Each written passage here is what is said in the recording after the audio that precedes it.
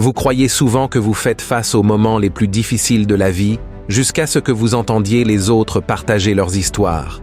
Pourquoi quelque chose qui devrait être une bénédiction peut parfois devenir une situation terrible.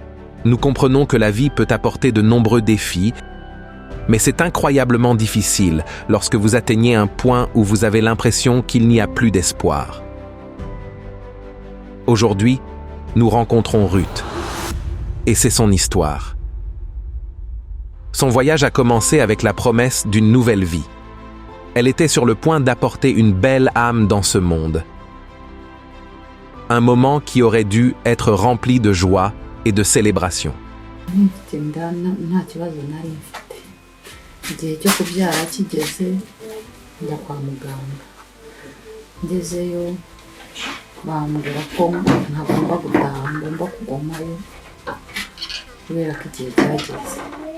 Cependant, la vie ne suit pas toujours le cours que nous prévoyons.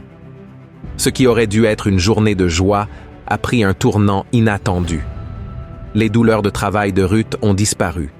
Les contractions n'étaient pas suffisamment fortes et son col de l'utérus ne s'est pas dilaté. Dans une tentative urgente d'induire l'accouchement, les médecins ont dû lui administrer des médicaments par injection et par voie orale. Je suis resté hospitalisé pendant 3 jours. Le premier jour, j'ai reçu une injection.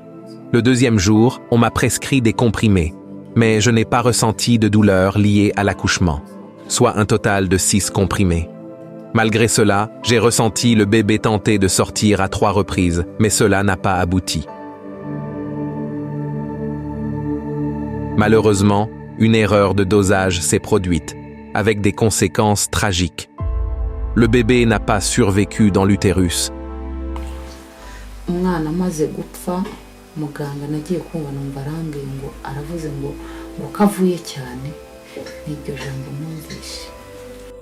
Dans le but de sauver la vie de la mère, les médecins ont été confrontés à une décision extrêmement difficile. Ils ont opté pour une césarienne, sans savoir à quel point cela serait complexe. À ce moment-là, Ruth est tombée dans un profond coma et les médecins ont craint qu'elle ne soit perdue à jamais. Dans une tournure véritablement tragique des événements, ils ont malencontreusement pris la décision de la préparer pour la morgue.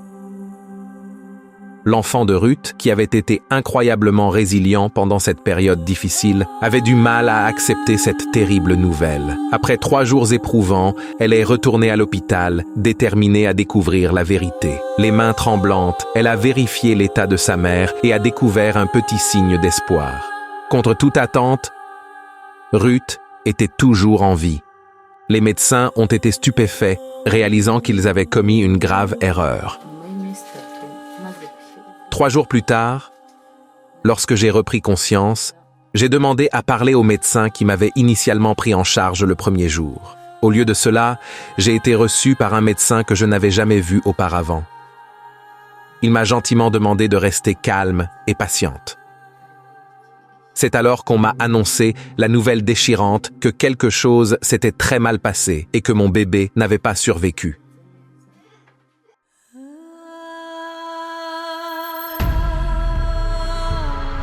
La chirurgie avait non seulement plongé Ruth dans le coma, mais elle avait également entraîné des complications graves. Après mon retour à la maison, j'ai commencé à ressentir une douleur intense à l'abdomen. Je me suis alors précipité à la pharmacie pour acheter des médicaments. Cependant, dès mon arrivée au magasin, une ambulance a été appelée en urgence, car ma situation était bien plus grave que ce que j'aurais pu imaginer. Ils m'ont reconduite à l'hôpital, où ils ont immédiatement commencé à m'administrer des injections. J'y suis resté 1 semaine, au cours de laquelle mon état s'est légèrement amélioré. Cependant, 3 jours après mon retour à la maison, j'ai ressenti que quelque chose n'allait pas. Puis, j'ai vu un écoulement important de liquide provenant de mon abdomen. Il s'est avéré que les veines rénales de Ruth avaient été sectionnées pendant l'opération, ce qui avait entraîné une accumulation excessive de liquide dans son ventre. Avec le temps, ce liquide s'est mis à s'écouler et s'est transformé en sang.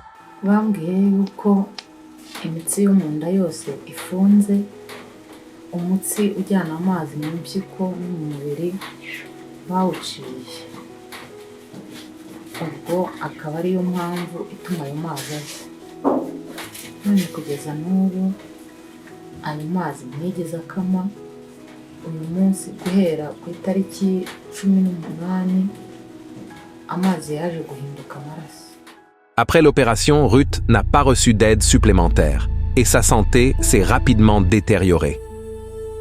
Elle a souffert de saignements importants et d'une accumulation de liquide dans son abdomen en raison de la section de certaines veines pendant l'opération. Cette situation l'a contrainte à porter en permanence des protections, car elle risquait de saigner à tout moment.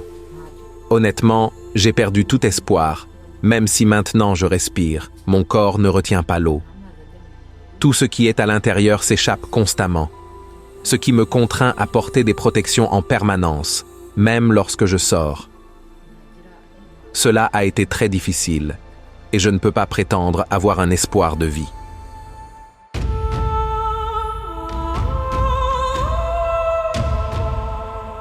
Pour financer ses soins médicaux, elle a été contrainte de vendre presque tous ses biens.